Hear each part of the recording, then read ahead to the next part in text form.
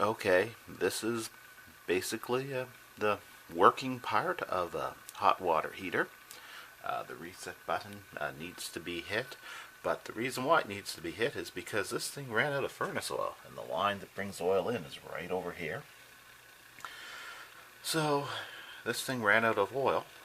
More oil has been added to the tank, but that means there's going to be air bubbles in the line, and this thing is not going to run until it has been bled. So to bleed the air bubbles out of it, there's basically a bleeder right here, and I don't know if you call it a bleeder screw or what the proper name would be. I mean, it's more like a bolt on a screw, but anyway, there's like a little bolt right there that you loosen to loosen the bleeder screw, which will allow the furnace oil to run out when you hit the reset button, and you know it should be done in one try, but you might have to do it more than once. And if your only problem is that there's some air bubbles in the line, this should cure it. And anyway, so ran out of furnace oil, put some furnace oil in the tank.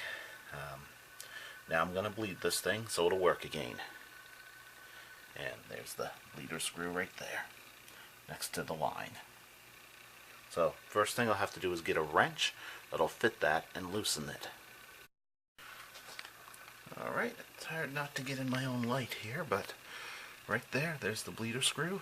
Here's a wrench that should fit it, and let's see if I can get my hand in there with the camera. Also, the camera kind of in my way. Alright, anyway, I probably should have, there, that'll fit it better. And then we just turn it until it's loose. Give it a couple turns. It doesn't have to come all the way off. It just has to be loose. Don't have to take it all the way off. In fact, right around now it might be loose enough. I'll turn it a little bit more anyway.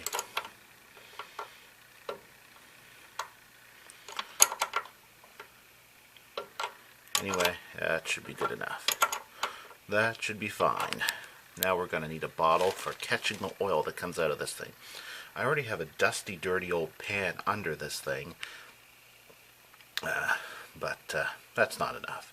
You want to get a bottle to catch the furnace oil that comes out of there, preferably something clean so you can pour the furnace oil back into the tank later on. I mean, you're not going to get that much furnace oil out of it, but you might as well save what comes out of it. See how well that fits? That fits perfect. Yep. Yep, there we are. Right there, in place. Now we're making Pepsi. That's a joke. We're not actually making Pepsi or Cherry Pepsi or whatever. That's just a joke. I know some people have taken to eating Tide Pods and Tide laundry detergent because of whatever possessed them to do that, and that's apparently a popular thing now. Don't drink furnace oil. It's not Pepsi. That was just a joke. Just don't want to get trouble in case somebody tries to do it. In all fairness, if somebody tries to do it, that could just be natural selection in action. A little bit of passive eugenics. But no, never drink furnace oil. Just don't. That was a joke. But anyway, yeah, now we're going to make some Pepsi. Not really, no. Like I said, don't drink this. We just hit the reset button up here, and you see that? Alright. And there we go.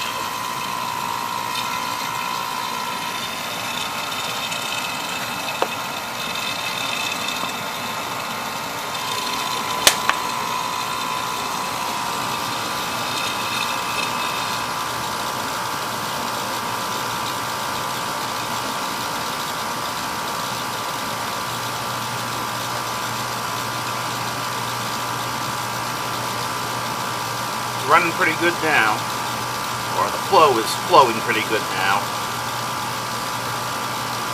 It'll reset itself. Okay, now that little bleeder screw bolt thing that was just loosened, you want to make sure that is good and tight before you hit the reset button the next time. And because you don't want the furnace oil to pour out of it next time. Next time we want this thing to start up and run. I even enhanced my Pepsi bottle by giving it a Big 8 bottle cap. Because the new Pepsi bottle caps aren't, well, they're not hard to remove. They're just more awkward than they used to be.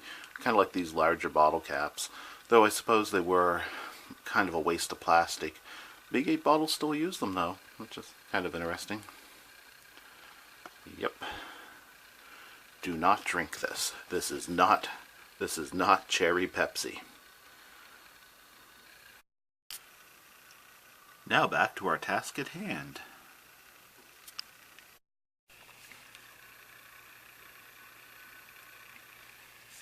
Okay, now we just tighten the bleeder up. Just tighten it. You don't want to put a lot of force on it, but you want to make sure it's tight. So, you know, I guess some people would call it snug. Oh, now that I'm tightening it, a little bit dripped out. Not enough, that's an issue though. Normally I tighten this up faster, but stop for a second. You know, I'm just lightly pushing on this, but it should be tight now. You don't want to overforce that. Okay, once that's on tight, you know, we just hit the reset button. There was a little squeaky noise there for a second. That doesn't mean anything bad. And now we should have hot water.